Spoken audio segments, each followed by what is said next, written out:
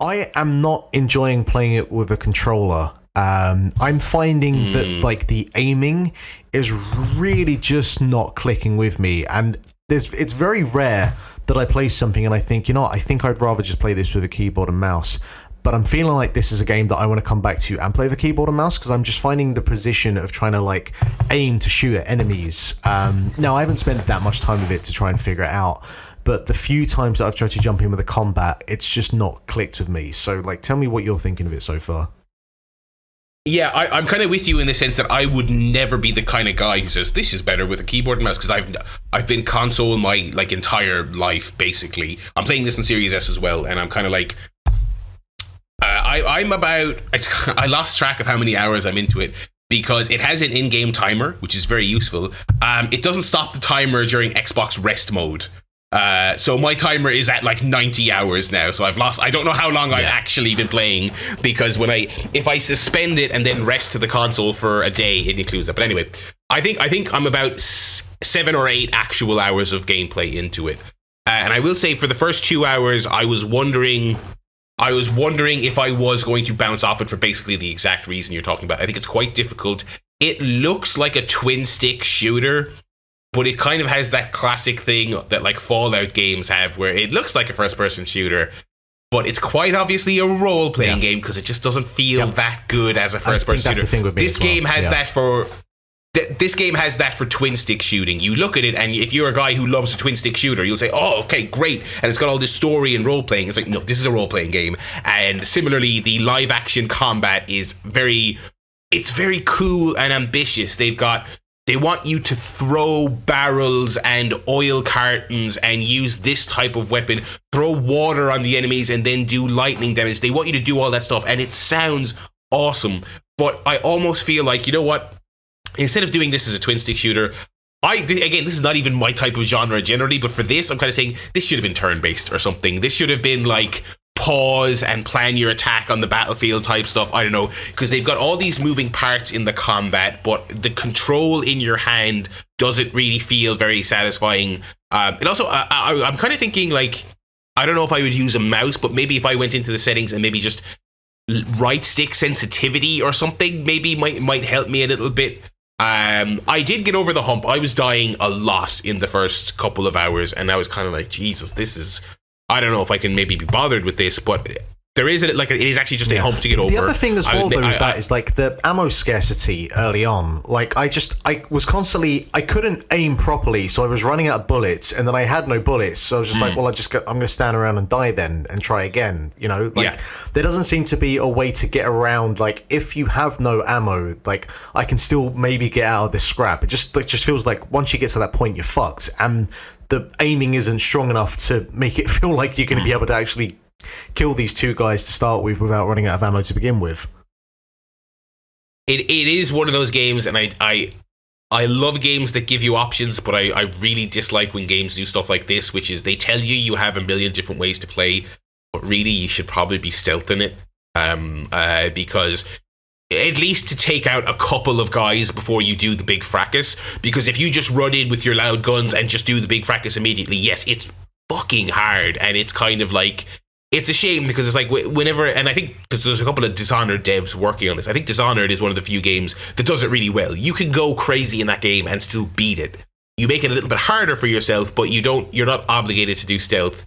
With Weird West, I'm kind of like, I kind of feel a little bit obligated to do a little bit of stealth. The combat is definitely the weak point of it. I will say I've gotten over the hump because first of all, what you're saying with regards to the ammo, that's definitely a big issue. So my thing is to stealth quite a lot and loot everything, and it's become a bit of a podcast game for me because I'm kind of doing a lot of grinding. So I'll go to like little encounters around the open world, or go to like abandoned areas where there's a couple of monsters and kill them and loot all their stuff, and then go to a town and sell it, and then use the money to beef up my armory type thing. I will also say that I'm making sure to constantly have a posse, at least have a guy with you at all times. More so, again, not unlike a Souls game, it's as much about pulling aggro away from you as it is actually killing the enemies. If your AI pal just pulls them away from you, that means you can do whatever you want. So So there is a little bit of kind of gaming the system a little bit. I in my 8 or so hours, I've done a lot of exploring, a lot of I'm just going to go to this town over here and see what it is and see what's here, and I'm doing every side quest. I've done loads of bounties, that the bounty board in the first town. I've done a lot of that stuff. So I'm doing a lot of exploring. One thing I will say is I think the game's ambition is really cool. I like that it straight up tells you when it's tutorializing you. It shows you the quick save, and it straight up like encourages you to save scum. It's like, here's the quick save. Try something weird in combat, and then just quick load if it doesn't work. Like wow. they tell you that. I'm like, that's actually kind of cool. And I also appreciate that they're like, when you finish the first tutorial mission, you go to the town during the tutorial mission, there's nobody there. And then you go back to the town and it's like bustling, the shops have all reopened. And then they also tell you, you can kill everyone if you want, including story characters. Now, I haven't done that because I'm like, I don't want to like shag myself out of missions and stuff. There is a side quest in one of the early missions where you go to one of the Stillwater. The Stillwater is the big evil gang. They're the big bads in the game. You go to one of their camps and you're like retrieving an item or whatever. And along the way, they'll have put one of their own in a cell because he's a traitor or whatever. And he's like, hey, I've got this fucking special item if you get me out of this fucking cage or whatever he says. And I just killed him. I was like, I don't like you guys, even if you're fighting with your own gang. So I just killed him. That's a nice liberty I like to have in a game like this. But I appreciate that they tell you like you can just kill everyone if you want. I've already had one experience in my limited time with the game where I was exploring around the world. I found a little town. It was full of arseholes. It was quite difficult because it was very busy, but I eventually killed everyone, went around, looted them, great stuff, and then I went back to like the main town and I got a mission to go there and retrieve an item. And when I went there, I had already cleared it out. And they'd also moved all the bodies to the graveyard, which is cool. A nice touch. The bodies get moved to the graveyard when you clear out of town. What? Another example is like I found a farm and there's a side quest on the farm. It's like, oh, we're having a zombie problem. Help us fight off the zombies. Did that. Made a friendship with him. Then I went to a fancy kind of manor further afield, and a lady there was like, I'm owed some debt money from a farmer. Go and get him off him. He's given me some sob story. Go get his money. Went back and it turned out it was the place I had already been to help the guy. And that was completely spontaneous. I just did that stuff in that order, and it happened to work out that way. But here's where I bumped into some limitations with the game's system, right? Because it doesn't have fully fledged conversations, right? You've very limited options. You can kind of say, "Here, get out of here, punk," or you can play nice or you can play evil, and in some cases you can't even do that. So I go to the guy and I'm kind of like, "Hey, I've been sent here to collect your money," and it kind of gives me the option to either take it or not take it, and I was kind of like, "Look, can I talk? Can I do something other than that?" And so he gives me the money, right? And then I go back to the lady, and my plan was like, I want to like tell her to F off, basically. I like this guy, you're not getting his money, or whatever, right? And so I went to her, and your options were, he only has half the debt money, so your options are pay her the full debt, including some of your money, give her half the debt that the guy gave you, or tell her to F off. And I told her to F off.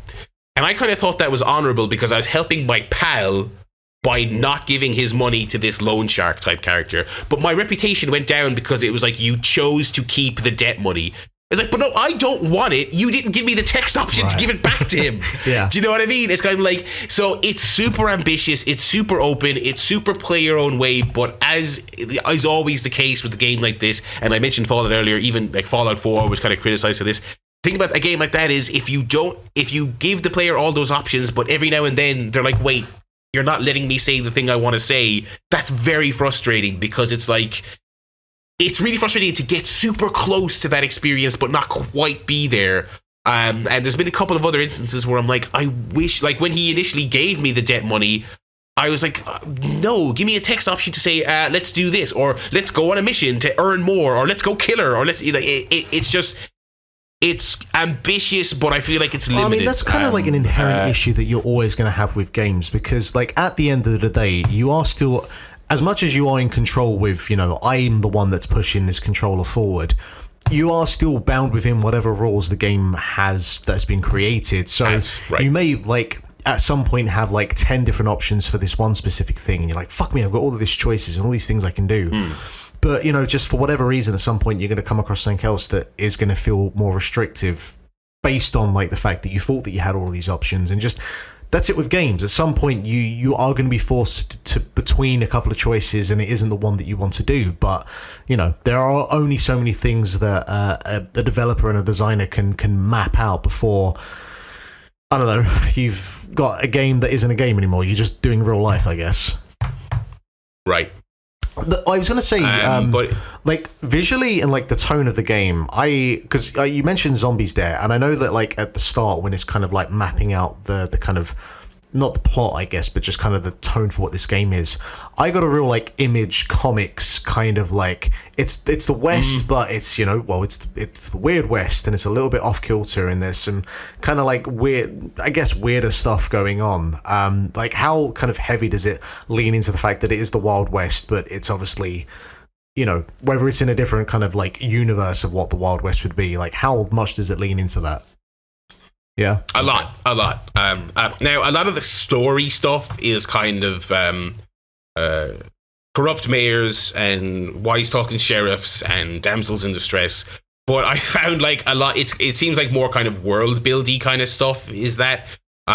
So when you explore, the game isn't fully open world in the sense that it has little towns and farms and mines and oil rigs, but you don't physically walk across a huge open world to them. You open up your map and you pick where you want to go, and your character moves across the map screen in kind of humorous fashion. And the game has Pokemon style random encounters. So if I'm walking from Crackle, which is the first town, to the whatever farmstead, I will be set upon by a bear or a pack of wolves. But sometimes if you go deeper into the west, which is the verbiage they use in the game, the further west your character goes, the weirder stuff gets. Sometimes it's a wraith. Sometimes it's a pig man. Sometimes it's a haunted bear. It's a group of zombies. So I also fought like giant like troll looking things. So there are tons of those creatures in the world. There's also, I think that I'm not quite sure if it's a scripted event or it's a live kind of network style live event. But when I booted up the game a couple of days ago, they put a pop-up on my screen saying, hey, there's a plague happening.